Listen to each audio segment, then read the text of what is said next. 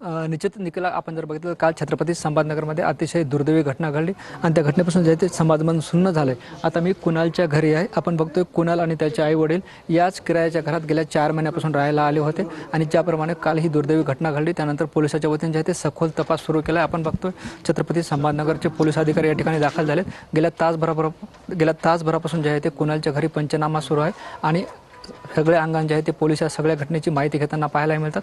मात्र कुणालच्या घरात जे आहे ते आता सुद्धा काही मोबाईल मिळून आलेत।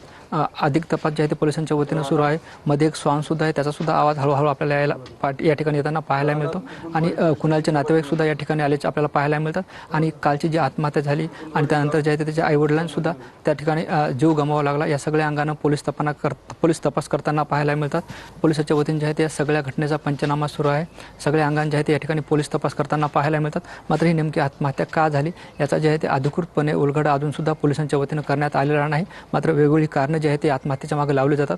कोणी म्हणतं की आयफोनमुळे ही आत्महत्या झाली, तर काही वेगळे कारणंसुद्धा या ठिकाणी सांगितले जातात। मात्र जेव्हा पोलिसांचा तपास पूर्ण होईल आणि पोलीस यावर जे आहे ते अधिकृत भूमिका जेव्हा मांडतील तेव्हाच कुणाल आणि त्यांच्या आईवडिलाच्या मृत्यूचं खरं कारण समोर येणार आहे। निखिला, धन्यवाद एकूणच माहितीबद्दल।